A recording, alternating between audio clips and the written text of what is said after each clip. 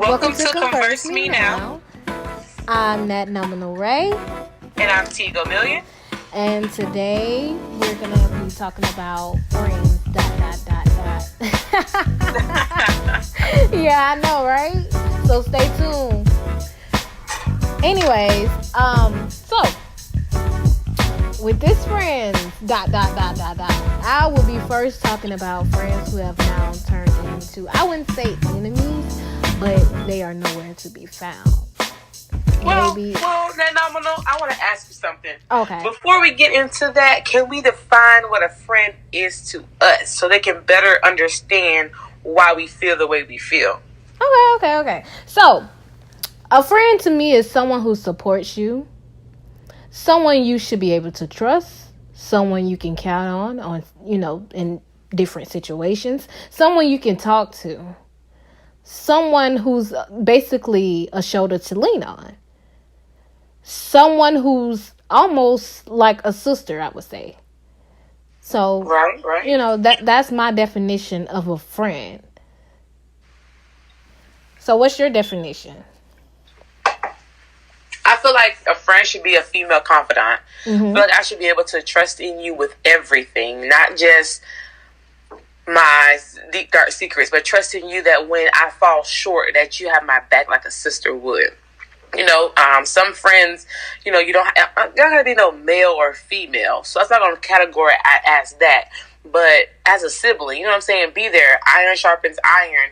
A brother sits closer. You know what I'm saying? Mm-hmm. It's in the Bible. So I just feel like that's what a friend should do. A friend should be there through the mental, through the ups, through the downs, through the accomplishments. They shouldn't weigh out where their success story is compared to mine, because they're going to get there. Everything's different. Everything has different timing. I just feel like a friend should truly be a friend. I mean, not with the gossip and the drama, but that friend tell me, friend, we ain't going to talk about that today. We're going to talk about something better. Or give me encouragement when I don't have it at home. Yes. You know what I'm saying? Yes. And I think more people today value friends in different ways. So we'll get into that. But I see a friend as someone who's going to support me and tell me, like, no, friend, that's not a good look, but in a way that doesn't seem hateful. Right. In a way that and gives me background as to why, like the reasoning as to why. And then, constructive criticism. So that's what I feel as a friend. Yeah. You have to, as the person on the other side of the fence, you have to be able to take that from your friend. Because if you can't take it from your friend, then to me, you're really not truly their friend. So, yeah, it's all about, it's all about that, being able to take what your friend has to say to you, especially if it's something that's going to lift you up, not tear you down. So, yeah, that's true. That's true.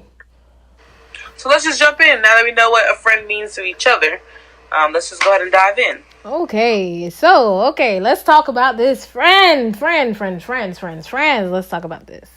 So, there are friends. Don't get me wrong. Not everything is bad or negative, because you have those friends who motivate you and inspire you and, cause you to bring out the better in you, to do better and be on different levels that can actually help you to become successful. So you have those type of friends, and then you have those friends who are low-key jealous of you, and you may not be able to see it. And you also have those friends who are only there when it's convenient for them. So it's multiple friends that you can have. And so while we're talking about these friends and giving them those titles and labels and labeling those type of friends, let me talk about this type of friend that I had. Now, I've been friends with this person for years. Never thought that our friendship would ever go the way it did. Like, till today, I don't even know why we stopped being friends. It's crazy. And I know people may say, well, how do you not know how you and somebody stopped being friends? Like, was it a problem? Like, no, I honestly think that it could have been jealousy. Maybe that person couldn't take that I was, on better things at the time, that blessings were coming. Before you keep going on, explain to me what you meant by jealousy. Like, what made you think it was jealousy, possibly? Okay. What made me think it was jealousy, possibly jealousy? Ooh, I can't get my words out today. Okay. So,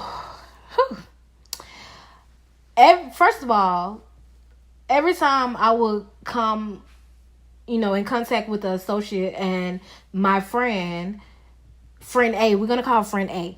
Friend A will see me going out with one of my associates. She'll say, "Oh, you never invite me out. You never take me here. You never take me there," which was not true, because every time I wanted to go to an event or out somewhere to eat anything, I would call her and I would ask her, "Hey, you want to go here with me? I'm going here." "Oh, well, I don't know. I have to see what my man is doing." Okay. Her man? Yes, her man.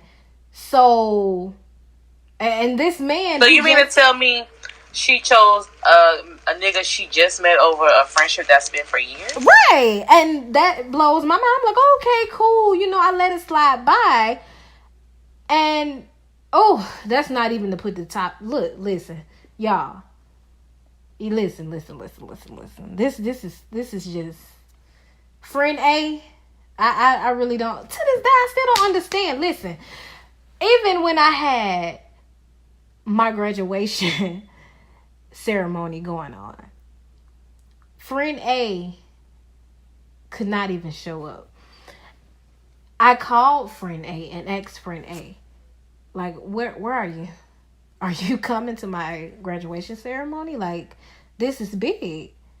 Friend A told me she had to move. Okay. Then she ended up not moving and calling me why I was at my graduation ceremony, saying, "Hey, I'm outside. They're not letting nobody in." Not saying that she wasn't there. She could have. But, doesn't seem like it to me. She didn't try hard enough to be my best friend. To me, she didn't try hard enough. She really didn't. And on top of that, question: do you feel like when you told her that, "Hey, you get here before they close the doors," she took that and switched it as if she was there and not really there? Oh, deep down inside, yes, I do. Deep down inside, I really do. I really do. I feel like it, because this is not the first thing that you said you were coming to and you didn't come.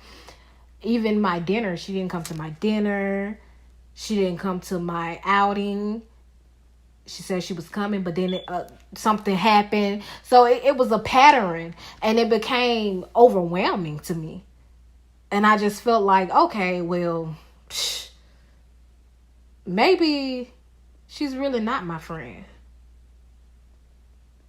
Maybe we don't need to be, communicating with one another. Maybe she's holding me back from blessings. Because to me, it was just, it made me feel, the energy it gave me was nothing but negativity. Like, it was just too much for me.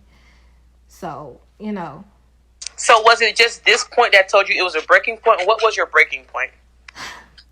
What made you say, "This is not my friend. This is somebody who used to be my friend, but we've outgrown each other"? So I'm not going to say everything, but my breaking point was when she needed my help for something that she could not explain. And when I say that, there was a situation where she was hurt in the situation. Like, really hurt. And I was the person she called. And I came running like a friend should do. And then once I came and I did my friendly duties and basically comfort my friend, everything went opposite. Like, she didn't even talk to me about the situation. She didn't tell me how the situation really happened. She really just pretended like the situation wasn't even, it didn't even happen. It didn't even exist. And to me, that made me feel like, okay, well, did this really happen to you?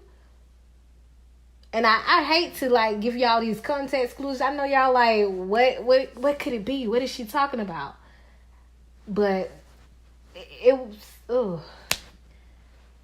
it was just that was my. But I get it. When a person cries wolf for so long, right, and you come running thinking a wolf is there, right, then when a wolf actually shows up, you don't believe it anymore. So it never got to the wolf being there. But I can see where you're going with it. Like, you call for my help constantly to save you from these bad guys, these bad boyfriends, quote unquote, or whatever have you. But you always go back to it, and then when a wolf really comes to bite you, I don't believe you anymore. Right. It's like, how can I? And especially when you don't even explain, you just basically toss it to the side, and you're like, oh no, I don't want to deal with it. Okay, so you're just gonna pretend like it didn't even happen.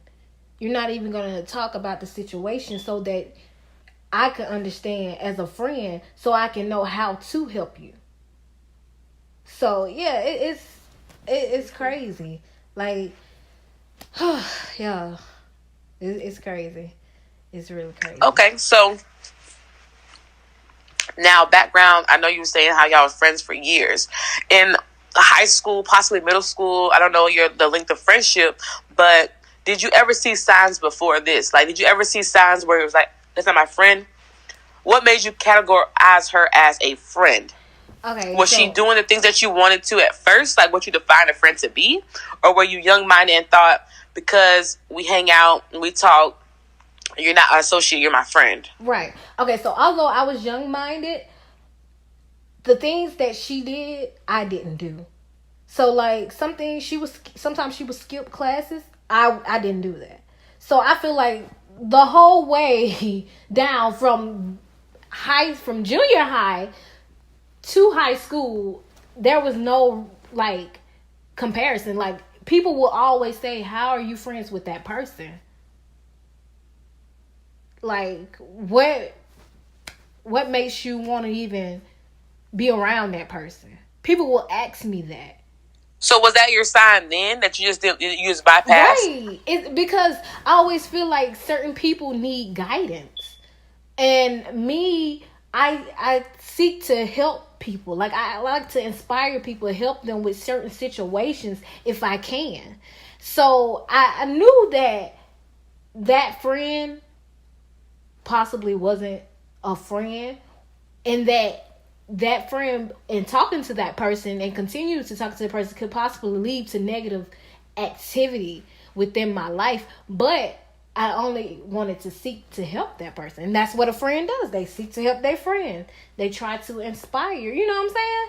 So, but yeah, I get it. But then again, I can see where, and I can speak from this in a moment, how sometimes we try to be someone's God. We try to, be that, I can fix her, like the Bob the Builder. I can fix her up. God, I can help you help your children. And sometimes we can overdo it. You know what I'm saying? Sometimes we want the best for that person, but sometimes the only person who can get through to them is Jesus. Or, you know what I'm saying? Right. And everyone has their own, different beliefs. So don't think that this is just one base. But some people depend on other people to fix them, and sometimes that person can't fix them. So it sounds like she was using you as her crutch, somebody to lean on when she was broken, and she became dependent on that crutch or that cane or that walker. She wasn't trying to walk her straight path with her body fully, standing straight and taking life on as such. She was depending on men,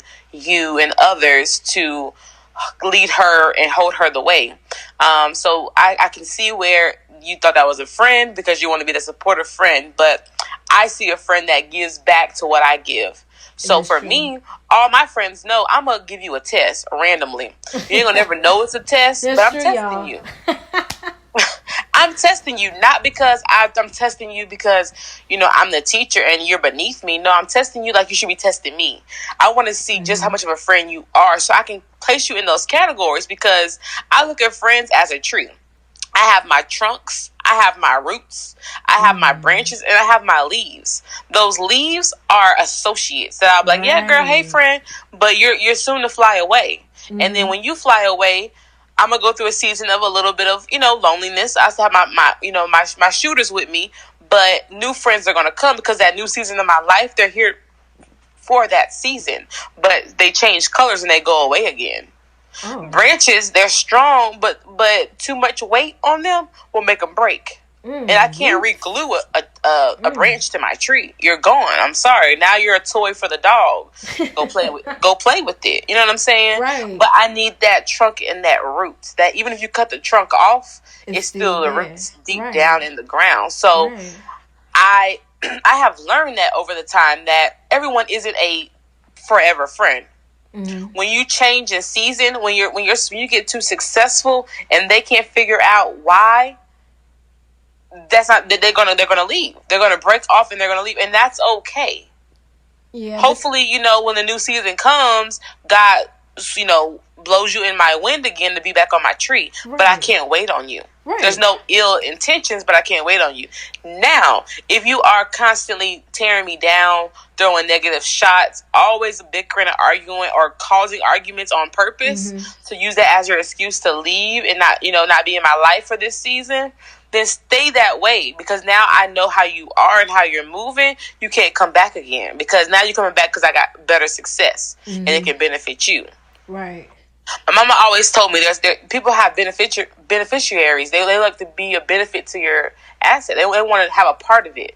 They don't want to work for it. They don't want to see you grind, cry, all that. They don't want that problem on them. They just want what comes with it, the reaping. Right. Right. And that's true. That's why I feel like it's better to have friends who are seeking for the greater. Because if you don't, you're going to get that friend who's pulling you, like you said, pulling you down, holding you back. And that just becomes too much. Like, no. Yeah. And, I was that person, like you said. I wanted to basically help that person see the better in their self. And make them understand that you don't need a nigga for nothing. You can do, not saying that you have to be alone, but don't make it seem as if that's the main source you need to live. No, there's not. That's not. You don't need a man to live. So, yeah, I get it. So I'll just give a background for us, to our listeners. Me and that Nominal, we were friends. We met in college, randomly. I was off the chain, y'all. I was drinking and having a good old time. And I claimed that I came to class drunk, like straight up drunk. And long story short, I had needed her help in the bathroom, and I was like, "Can you come help me?" or whatever. She's like, looking at me like, "Girl, who the heck are you?" But she's always laughing, thinking it was funny. So she ended up coming in to help because she has a heart like that. And we ended up talking, and she was like, what are you doing? Like, what's up? And I just told her, like, me and my ex just broke up, and this is my solution. Like, it wasn't a great solution, but at the time it felt like it was needed. Like, I could wash away my hurt through alcohol. Like, alcohol can wash it away. And that's definitely not the choice to do, but that's what I had chose at the time, because that's all I knew. I'm in college, turn up, show this nigga who you really are type stuff, dumb stuff, really young-minded. We were both, I think, freshmen or sophomores. I can't recall, but that's how we met. So we became friends, hung out. We was always together, going, coming, going, hanging out, eating. I was playing niggas for their money, I was making sure we was real good and real fed. And then at one season, God broke me down, honestly. I got into church, slowly getting into church, and God took me through everything. Like, he stripped me down to humble me, because I wasn't humble. Like, I was playing niggas, getting their money, taking their money and paying for me and my friends' stuff. We were, living the life, but I knew my karma was going to come back. So my karma came back in a season that I didn't think was such. Actually, I got purged from classes, couldn't afford financial aid for that semester, and I was in my lows, like low lows. Recently went through a miscarriage. There's a whole bunch of lows that I'll go into another day. But, and not nominal. Let's redo that. Hold on. I'm going to start. Hold on. 1, 2, 3. I was going through my lows, and that nominal, she was there. You know, she was that friend who constantly was texting, checking in, constantly saying, friend, do you need anything? You can come to my house, wash clothes, eat, sleep, anything. And I was pushing her away. And she couldn't understand why. But I knew in that season, friend, I love you enough to let you go, because if you stay, I'm going to hurt you like I've hurt everyone else, because I was hurting. And hurt people only hurt people. So I knew that. Yes, I may have did it wrong. I may have left her side without explanation, without me actually texting back or answering her calls. But I knew, let me not hurt you or say anything that I'm going to regret, that's going to sting forever. And let me go work on myself. And it took me a year and a half to do that. I had to really go through. I had to heal from my miscarriage. I had to heal and get back in school. I had to get back on the grind and not let basically a dumb ex mess it up. You know what I'm saying? Yeah. I had to really get back into what I stood for as a person, as a friend. So when we got back in contact, it was like, what happened? And I can speak for me, how I saw it, but she can explain it too. I thought she respected me more because I didn't go out with a bang. I didn't have to manipulate her, lie to her, cuss her out. I just neglected her. And I can amend that neglect because of my explanation, and she can see where I was coming from, than to hurt somebody. And oftentimes so-called friends hurt you because they're hurting. And then expect for you to forgive them and understand they're hurt. I get your hurt, sis, but do you understand that you hurt me too, and I'm still hurting? Because now I'm supposed to just put a Band-Aid over this wound that's still, healing and move on? No.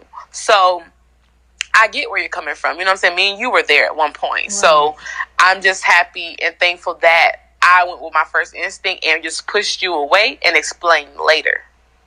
Yeah, because Shay fell off the map, y'all. She really fell off the map. She went MIA. She really went MIA, y'all. Y'all, I wasn't, she walked past me at the library. I wouldn't speak because I knew, y'all. I knew I wasn't a friend. I knew that God had took me through the ropes. He stripped me from the guys I was getting money from. He, took me down to nothing. And I knew, if you're here, I want to suck you dry too, because now you're going to be my crutch. Right. I'm going to lean on you. I'm going, you know what I'm saying? I'm going to want, and can't give you not a lick of shit. You know what I'm saying? Yeah. That's just real. I knew that. So me valuing her as a friend and knowing the character that she, that she has and her characteristics, I told myself, no. It's going to hurt you more to cut her off, and she don't think she's hurting, but you're hurting just like she is. She doesn't know that yet, but it's because you're not a friend. Right. You're not. Right. You know what I'm saying? And iron sharpens iron, and you're dull. What are you sharpening her with? You're going to dull her down too. Right. So it was so funny because when she reached back out to me, it was over Facebook.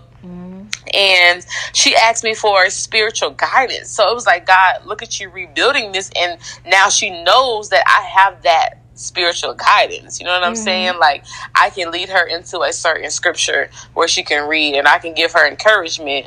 And, once we finally talked it out, she was like, wow, you know what I'm saying? I was amazed too, because now I see the growth. When I took a break from her, I see where I went.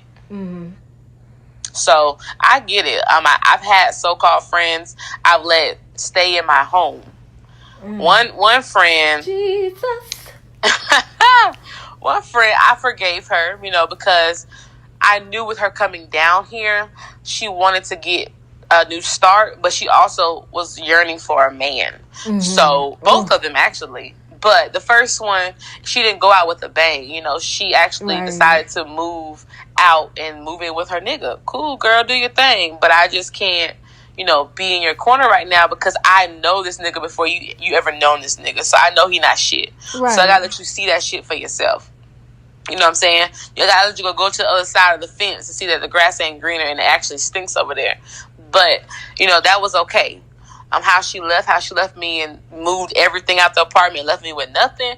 Now that's something different, but I can understand, because I was that girl that was dumb in love too, and I'll say that on other broadcasts. But yeah, I was that girl. You know what I'm saying? I was that girl who, twirling my hair, like, girl, we're gonna be in love forever. You can't tell me nothing. Right. I get it. Yeah.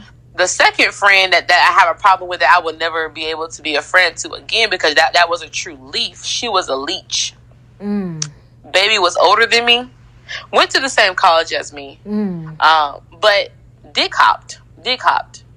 Literally has a child, moved from across the United States, came to live with me to get on her feet, quote unquote, and within a month, not a year, a month of her knowing a nigga, she marries him. Wow. Daughter never met him. That's crazy. Never met him, but marries him. And meeting over FaceTime, to me, as a a parent, a daughter, a friend, whatever, because I've been pregnant, so I would logically think like a mother. I would never marry a man that my daughter hasn't met in person, because you don't even know if anybody's okay. Yeah. Huh? I said you don't even know if she accept him yet. Like, exactly. Yeah. Anybody's okay with somebody over FaceTime because it's fun. Kids love to talk on the phone. Right. But I need to know if my daughter vibes. Is she scared of you? Can she feel like, you're going to protect her? Right. Like, is she shy around you? I need to know her behavior, because this is a lifetime commitment. So when she, came home and told me the news, she lied about how she did it, which was cool. I investigated, because I'm Inspector Gadget. And I went distant. I was like, no. And then it was a whole sneaking him in. I'm like, no, that's your husband, girl. Move out. Move in with him. Right. Because he ain't moving in here.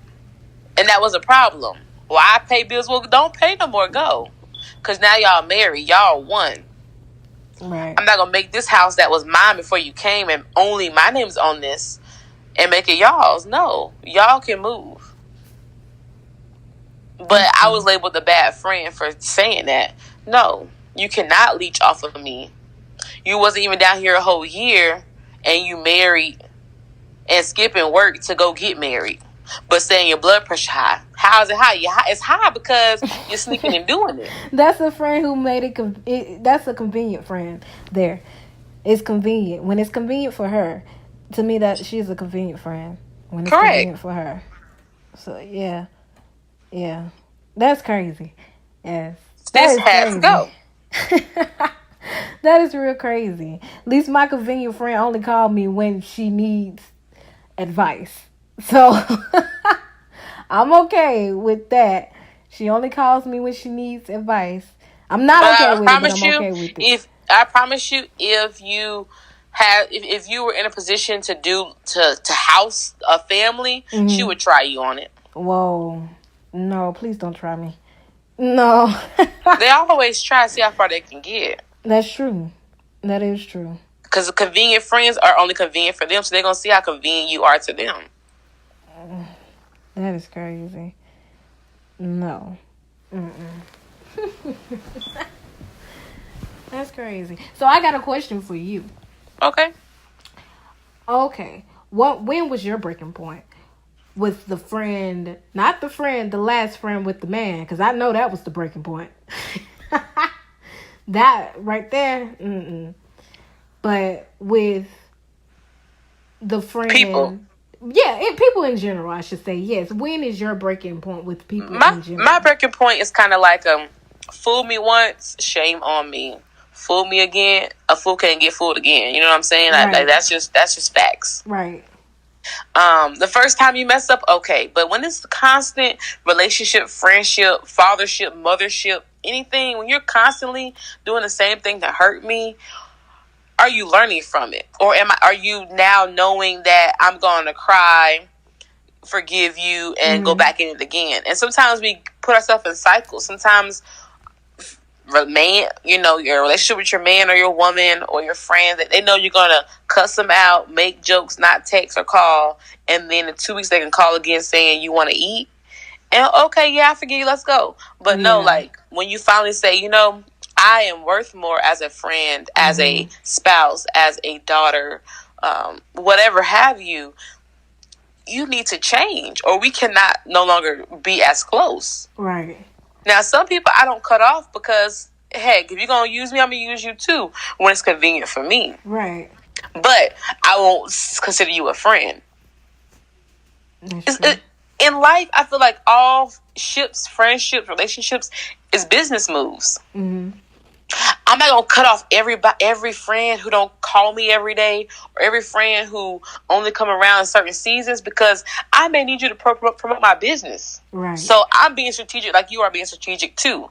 But I just know you're not a friend I can go tell my deepest, darkest secrets to, or I can call on and say, "Can you cash at me? I'll pay you back in 2 hours." Right. When I go get this money, you know what I'm saying? I know that level.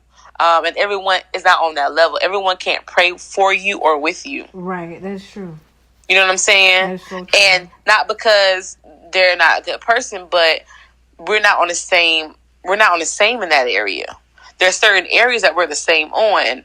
And in my friends, how I look at them, I look up to you in some way.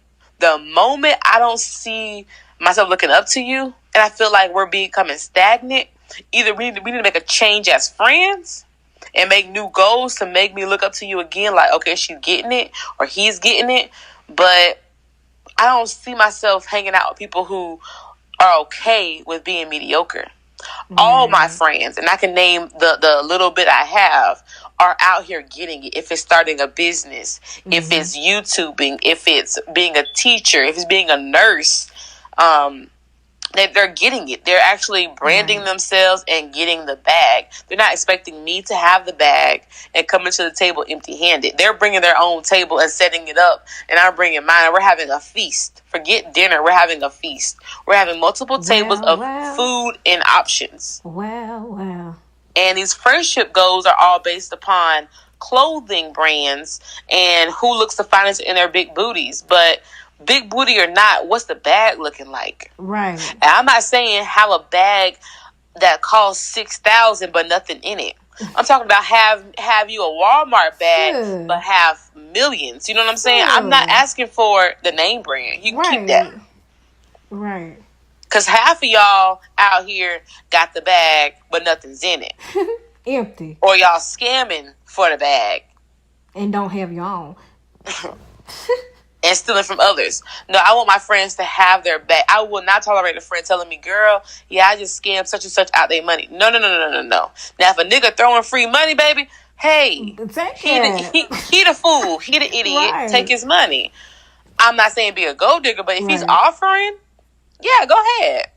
Because you now that's you, sir. You a fan, sir. You know what I'm saying? Right. Like that's simple. But if I'm not depending on a nigga to do that. I got my own bag, my own business, my own books, my own degree. Amen. And you don't gotta have a degree to get your bag, but get your own bag. Right. There's so much money in the world to not get your bag. There's 7.5 billion people approximately. You trying to tell me you can't get a bag? You can't get your coins? You can't sell a product to somebody? Right. Because ain't no product out here selling to everybody. Not even Apple. Everybody don't have Apple products. But Apple is multi-million-dollar business. Billion, if I can say that. So they're not targeting everybody. They're targeting somebody. But get your bag, sis. Find where you fit in and what you love and make that a brand. Make that a business. Get it. Let's talk business moves. Not, oh, girl, did you see such and such on Instagram or Facebook? No, I ain't see them. You know why? I'm in my bag, sis. Right. Well. So that's how I feel about it. Seriously. Yeah. And my friends will tell you, I test them all the time.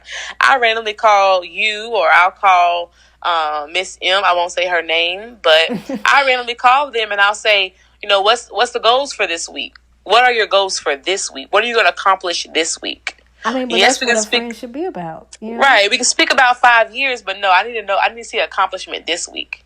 I need you to get in your bag this week. Are we expecting new jobs, a raise, a podcast, a YouTube video, A on your nursing test? What are we expecting this week? And go get that. Yes. By all means necessary. Those friends that motivate you. That's a friend who wants to see you do better than them, and then that friend reciprocates that and wants you to do better than them, and it keeps going, that good cycle. Right. Because we're feeding into each other. We're sharpening each other. Iron literally sharpens iron. Exactly, and we all just become successful. So right. Don't be copper with no iron. Yeah, don't be back there waiting on my downfall. I see you. Don't be waiting. So yeah, you're right. Like, and okay. So that's another thing. I came into like, well, I it was this time. Let me just say this. It was this time where I first started doing YouTube. And it seems as if my friend, she didn't, I don't know if she felt some type of way because I started YouTube or what, but she just wasn't feeling it. Like, when I say she wasn't feeling it, she wasn't supporting it. And I just feel like if I have to call you to make you support me, yeah, I said make you support me. If I have to call you and be like, hey, have you downloaded this yet? Or have you listened to this yet? Or have you even subscribed to my channel? You're not my friend. I shouldn't have to tell you that, especially because I know if you're my friend, I already done told you, hey, this is what I'm doing. This is my idea. Like, this is the new idea I came up with, and I want to start this. You already know from the get-go, like, this is what Nat Nominal Ray is doing. So if I have to call you to tell you to do this, hey, go come in this, like this, I feel like you're not a friend to me. Because friends support friends. Even that's true. You know, and supporting is free. Very free. Now, there's parts of supporting that's not free, and people are going to argue this when they hear it. Oh, my friend's selling a product and I ain't got no money, sis. I'm in between blessings. Cool, sis, but did you repost it? Right, but that's free. It's still free though. You can't say it's numerous ways you can support someone. I don't care if you go out and you put up a poster that says my friend sells Mary Kay. It's ways that you can do it without you coming out your pocket if you're not at that point where you can come out your pocket to support. Mm-hmm. So to me, that's an excuse, sis. That's an excuse. And we don't do excuses. So yeah, like, no. Even family members say they will support you and they don't even support you. I mean, don't even give you a like. Okay? But they always said to me, it'd be your people you don't expect to support you first, and then your family and quote unquote friends want to hop on. And that's true. That's true. That's so true. But like you always hear me, I don't mind reposting. I don't mind when my friends text me, how does this sound? I'm gonna make time, and if I don't, my friends know that ain't like her. Let me call and see if she saw that message, because I'm going to support you. I may not have all the coins, or if I do, I'm going to definitely, invest in it. But that's not the point right now. The point is it's free. Right. The word of mouth, reposting, sharing, commenting, a simple like, that is support. That goes a long way. And it keeps your friends encouraged to keep going. Right, because I know that if my friend like this, or if my friend reposts this, if my friend is basically seeing that vision for me occur. Right, and still be a friend and tell your friends, hey, I don't like it like this because you sound too robotic. Right. Or, friend, turn this down, it's too long, or cut this out. I'm that friend to tell you, yes, okay, friend, I'm bored. Yes, Gomillion has told me so many times on different videos, hey, Ray, you too loud. Hey, Ray, you may want to change this. Hey, Ray, did you? But that's support, though. You know what I'm saying? Because when it finally comes out, she can see what I'm talking about. Like, this is too long. Because people are quick attention grabbers, and I'll tell her, like, okay, this is great, but change this. Not because I'm hating. That's not a hate. That's just feedback to say, great video, but just do this real quick, and then I feel like it'll be a success. Yeah, because if you didn't tell me and I just kept doing the same thing I was doing, and then those fans or those people who out to get me start to write and comment and say, oh, you sound whack. Oh, this, then I'll feel, you know what I'm saying? I'm like, man, why my friend ain't tell me? Exactly. That's true. You know? So I'm happy that you do that. I appreciate That's it. True. So that's true. Yeah. So anyways, this is the end of this podcast, you guys. Again, I'm Nat Ray, and this is T Gomillion. And we'll see you on the next episode. Peace.